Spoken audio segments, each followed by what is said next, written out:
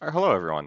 It's been a little bit, but I decided to do a deck list on my decisions as well as K9 Crystron, which I topped for Seattle Regionals. It was only around 200 people, which is substantially smaller than the past one, which was almost had 100 more players. It was 8 rounds. I won 6 of the die rolls, lost 2. Funny enough, those 2 I lost. The Yummy players made me go first, and then, but that is a huge boon to this deck, so making go first because the end boards are nigh unbeatable. And then, yeah, the record I went was 0-2, and then I won the later 6 matches. So I lost to Yummy in rounds 1 and 2, and then I won out. So now onto the deck list. 1 Lupus, you never want to play more than one of this. 2 Azuna, it was really good, but as this is turning into more Yummy format, it's really just a dead card. I would play 1, probably side 2, in the future, but that's for future tournaments because I did dead draw a brick on this, not just the Yummy games, but other matchups as well. So just something to be aware of. 2 Sulfenir, you really need 5 Sulfador, or 5 level 5 Crystrons. And then there's the 2 and then 3. And it's a good card. It very much carried me because it doesn't lock you into machines. So it's very nice to get Salvador on the field or Tristaros. So it's very nice, but I don't think you ever want to really play 3. It would just want to break your hand more often then, because it can't discard itself to activate its effect. 3 Jokul, best card, main starter.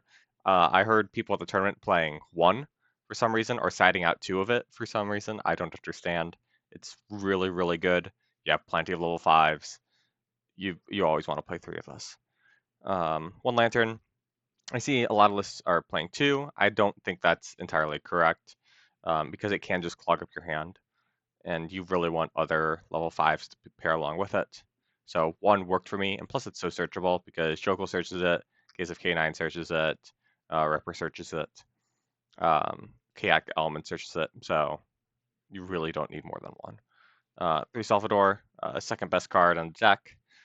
It's foolishing 2 cards is broken, so it's very, very broken. And 1 this turn. I've mainly played this because I'm still was fairly unfamiliar with the deck, and it's pretty much just, oh, I messed up. This will get me out of that messed up situation. So once you get better at the deck, remove this card immediately. It's really just a dead card otherwise. But until that happens and you're not super, super comfortable with the deck, keep it in. It gets you out of a lot of really bad situations. 1 Smiger, I don't think you ever need more than 1, especially since you can just return it off of Electrus if you really need to. But it's really good. 1 card starter for everything. And yeah, just keep that. 1 Tristros. Makes it different than Pure Crystron because Pure Crystron plays more than 1. But you really only ever need 1, and you just have to learn the lines.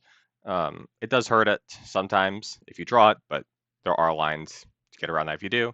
And then on that topic, if you guys want me to create a spreadsheet for all the combos for this deck and post it, it will take me about 10 hours to do. But if you guys are interested in that, I can definitely do that for you. Just let me know in the comments down below. Let me just add that back in. And then 1 forced release. You should never play more than one of this because you just return it off of this. Case of K9 when it gets popped. Yeah, just always play 1. It's a little debatable. 2 Cases of K9 versus 3 Chaotic Elements.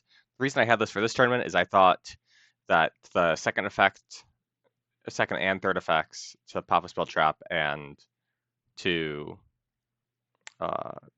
take control of one opponent's monsters would actually come up. It never came up once. So I would probably switch this to do 3 and 2. But I did side out 1 and 2 every time going second, so that the deck's consistent enough to win going second with just playing 1 and 1, and you could fit more hand traps, and then it's more personal decision. I like the consistency it adds, but that's personal preference in the future. Then 3 Inclusion, 1 card starter, amazing, and then 1 Cluster. You don't want to see this because it's so searchable, and you only ever need 1. Then hand traps, 3 Nibiru. It did fine. it was actually really bad into Vanquish Soul Canine because I just Nibiru'd their whole Vanquish Soul board, and then they still got 3 negates with their Canine stuff. So that was rough. Huvalos did work, would not change us out at all. 3 Ash, pretty good, especially um, versus Yummy. And Vanquish Soul just stopping Ryzen won me a few games. And then 1 Called By is good, 1 Foolish Burial is 1 card starter. 3 Droplet. I'd actually probably change this out for Super Poly. Super Poly went very, very good this tournament. So, and Dropless was fine, but it wasn't Super Poly. So, just the heads up for that. Then Scrap Recycler because it's was really good in, it's engine requirements. Then for the extra deck, 1 Electrus, you only ever need 1. And as you see, I'm not playing a second one. You don't need to. This is the end board Crystron sets up with just this is more than enough. 1 Werewolf is, I hope, standard, but you only ever need 1 because the only way you're summoning it off is off Forced Release. River Stormer is engine requirements from getting into K9 into Crystron. 1 Hound. It won me a match by banishing 4 cards because my opponent couldn't out it, but I'm not sure it's good enough to continue after this. That would require more testing, but it did win me a game. 2 Ripper, it's really good in grind game. Wouldn't cut it right now. Maybe in the future you can cut it once the new XYZ comes out, but until then I would not even think about it. Dash Knight, very good as well. Just something my opponent's turn to take something is amazing. Infinity and Nova, really, really good. That's actually supposed to be a Nova, not another Infinity. But yeah, so really good, amazing. Just what you go into with Crystron stuff. 104. I think it's the best one because you can fake out your opponents thinking you're playing the rank up stuff when you're not. But any number of monsters can work here. Necessary to beat over Lunalight stuff because it can add half the attack of a monster in graveyard or an XYZ in graveyard to an XYZ on the field. So very necessary to play. Dragster to go into with Tristaros, so very good. Zeus, feels bad cutting Zeus, but I never summoned it once, so it might actually be in the cut pile in the future games. But I'm not sure. It feels really bad cutting Zeus because it can come up in so many other ways, but maybe this is a deck that just doesn't use it. We'll have to see. Clockwork Knights, just engine requirements, and SP. It's just free. You have 2 extra bodies on board and just go into it before you're locked into machines. So that's it. Then side deck, 2 Prillia. I think I said it in once, and I didn't see it. And it's only 2 because I don't have a 3rd copy, especially if they're $60 at the moment. 3 Droll for the Ryzel variants. Then 2 Contact C. I'd probably bump that up to 3 Contact C.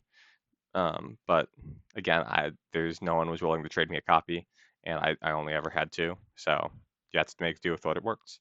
3 Lancia for the mirror match plus Malice, but it never came up. Then 3 Bell. 3 Bell was, I always sided Bell in. If possible, you might even want a main Bell. It's very much carried me some games.